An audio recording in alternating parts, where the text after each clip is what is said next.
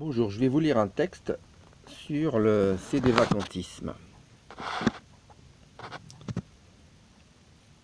Un exemple suffira. J'explique qu'un ami m'a dépouillé de tous mes biens, devenant mon ennemi.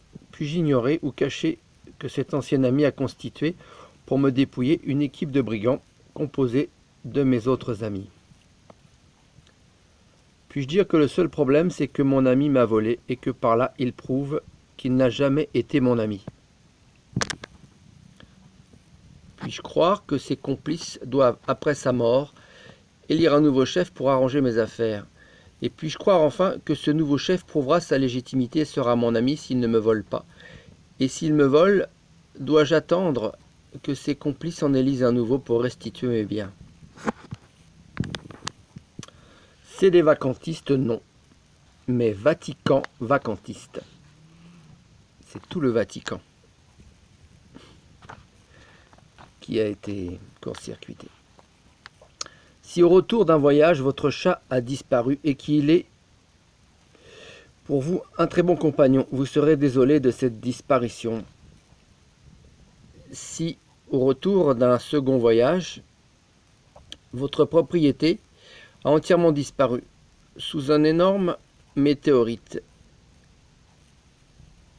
et que votre seule constatation soit cette réflexion: tiens, mon chat est mort, mon chat a disparu. Sans doute vous laisseriez alors votre entourage stupéfait de votre réaction. Personne ne pourra cependant vous contredire, votre chat aura disparu. Mais votre chat aura disparu parce que votre propriété entière aura disparu. Le fait qu'il y ait sur le siège de Pierre un homme qui ne soit pas pape est un drame pour l'Église. Ceci est arrivé lorsqu'il y avait des antipapes. Cela est arrivé encore lors d'une manière plus tragique en 1958, quand un franc-maçon, Jean XXIII, a été l'élu du conclave.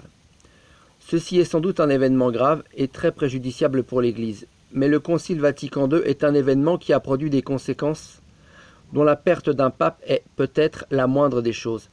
Il ne s'agit plus en effet de la seule perte d'un pape, mais d'un véritable cataclysme où l'ensemble des évêques connus apostasient et forment une nouvelle religion antéchristique, sans qu'un seul évêque condamne et s'exclue de cette religion démoniaque. À la suite de ce séisme, on peut dire sans crainte d'être contredit: tiens, il n'y a plus de pape, le siège est vacant. Mais à en rester à cette seule constatation, on se trouve exactement dans la situation de celui qui constate sa propriété disparue sous une météorite et qui dit « Dommage, mon chat a disparu ». On ne peut être seulement sédévacantiste, on doit être sédévacantiste comme conséquence de l'apostasie générale des évêques. Si on veut donner un nom à un catholique aujourd'hui, il faudrait dire qu'il est Vatican vacantiste. Parce que si on accepte l'hérésie dans l'Église, on n'est pas catholique. C'est parce que l'Église de Vatican II n'est pas l'Église de Dieu, et qu'il n'y a pas eu un seul évêque catholique connu pour s'exclure de Vatican II, et pour exclure Vatican II de l'Église catholique, qu'il ne peut y avoir de pape aujourd'hui. Le pape est infaillible dans l'exercice de sa fonction, magistère. S'il enseigne un autre évangile, il n'est évidemment pas dans l'exercice de sa fonction, puisque sa fonction est d'enseigner l'évangile du Christ. Donc, il n'est pas infaillible en enseignant un autre évangile. Mais ceci n'est pas la seule conséquence de sa doctrine hérétique. En effet, par l'hérésie, il perd l'appartenance à l'Église comme membre et donc comme tête. Apparition de la Salette, la Sainte Vierge. Il n'y a plus personne digne d'offrir la victime sans tache à l'Éternel. Extrait de la Salette.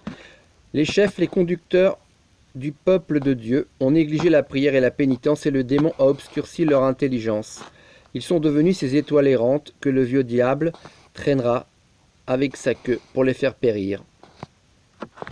Sur les esprits impurs, il y aura des églises pour servir ces esprits. L'Église aura une crise affreuse.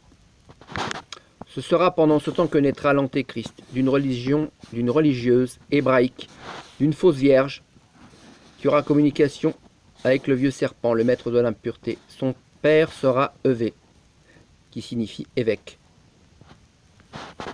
Et la phrase très connue, Rome perdra la foi et deviendra le siège de l'Antéchrist. Rome perdra la foi. L'Église sera éclipsée.